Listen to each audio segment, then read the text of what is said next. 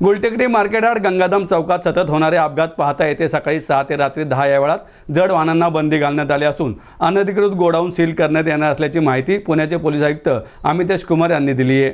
गेल्या वर्षभरात या चौकात 3 लोकांचा अपघातात मृत्यू झालाय।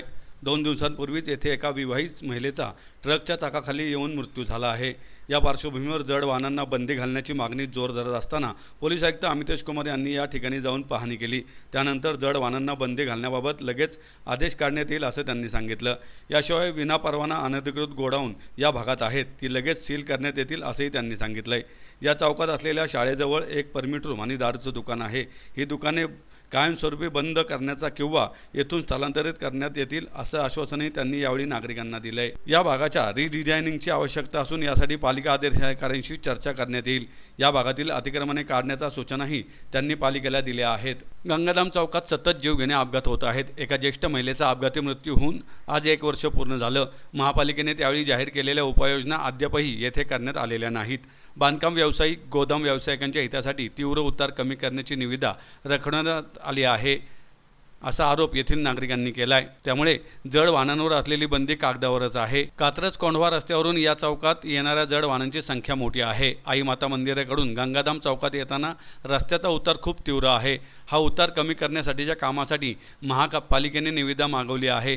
त्याला मान्यता मिळाल्यानंतर हे काम तातडीने केले जाणार आहे। बेसिकली जड वाहनामुळे इथे ॲक्सिडेंटचे प्रमाण जास्ती आहे। मागचे 1 वर्षात 3 फेटल ॲक्सिडेंट इथे घडलेली आहे। त्या अनुषंगाने सर्वात प्रथम जड वाहनांची नियोजनसाठी काही निर्णय घेण्यात आलेले आहे। आता तात्पुरत्या स्वरूपात आजपासून आम्ही रात्री 10 ते सकाळी 6 वाजेपर्यंत फक्त जड वाहनांची प्रवास या परिसरात राहतील।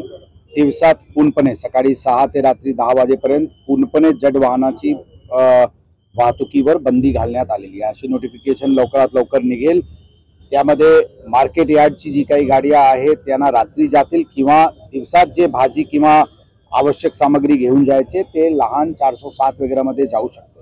RMC डंपर्स इत्यादी सर्व प्रकारचे वाहतुकीवर बंदी दिवसात करण्यात आलेली आहे। काही बिल्डिंग प्लॅन मंजूर शिवाय काही गोडाऊन्स या परिसरात असल्याची बातमी सुद्धा तक्रार आलेली आहे। त्या अनुषंगाने ती गोडाऊन्स प्रथमरित्याने सील करण्यात येत आहे। त्याचे बिल्डिंग प्लॅन्स त्यांनी दाखवलेली नाही। जोपर्यंत ते बिल्डिंग प्लॅन्स दाखवत नाही तोपर्यंत अशा प्रकारचे अवैध गोडाऊन्सला सील करण्यात येत आहे। सगळे जे कन्स्ट्रक्शन वर्क चालू आहे त्यांचे जे मालिक आहे त्यांना पण सूचना रात्रीचे वाहतुकीबद्दल देण्यात आलेली आहे।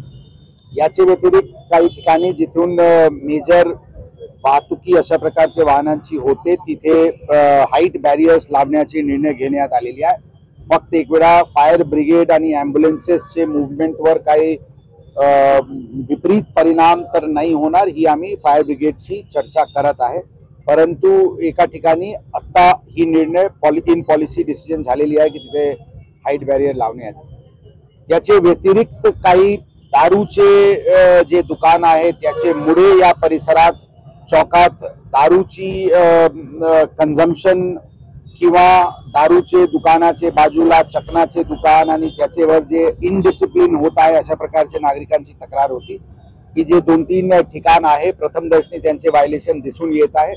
त्यांना आता 142(2) बॉम्बे प्रोहिबिशन ऍक्ट अंतर्गत याच्यावर कारवाई करण्याची प्रोसेस ऑलरेडी सुरू करण्यात आलेली आहे आणि कायमस्वरूपी लायसन्स रद्द करायसाठी किंवा या दुकाने इथून दुसऱ्या ठिकाणी स्थानांतरणसाठी उपाययोजना संबंधित विभागासोबत मिळून करण्यात येत आहे। ओव्हरऑल या परिसराला गंगाधाम चौकला आम्ही प्रायोरिटीवर घेतलेले आहे। आता याचे डिसिप्लिन करण्यासाठी स्थानिक ACP पोलीस स्टेशनचे तसेच ट्रॅफिकचे अधिकारी दोन्ही मिळून आतापासून जोरात इथे उपाययोजना करतील। मला विश्वास आहे की येथे शिस्ती आणण्यामध्ये आणि वाहतुकीचे कोणत्याही प्रकारचे ऍक्सिडेंट होणार नाही यासाठी आम्हाला नक्कीच यश मिळेल। या विषयावर महानगरपालिकाला आमचे लोक संपर्क केलेले आहे। पूर्ण जंक्शनचे रिडिझायनिंग अत्यंत आवश्यक आहे।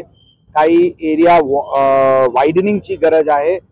काही ठिकाणी जे प्रथमदर्शनी अतिक्रमण दिसते किंवा इलिगल कन्स्ट्रक्शन्स दिसते ते पूर्ण काढणे गरजेचे आहे। महानगरपालिकेला अशी सूचना देण्यात येत आहे, त्यांच्याशी मिळून हे सगळे नियोजन पण करण्यात येईल. जे स्लोप बद्दल आहे ते एक मेजर इंजिनिअरिंग कन्सर्न आहे.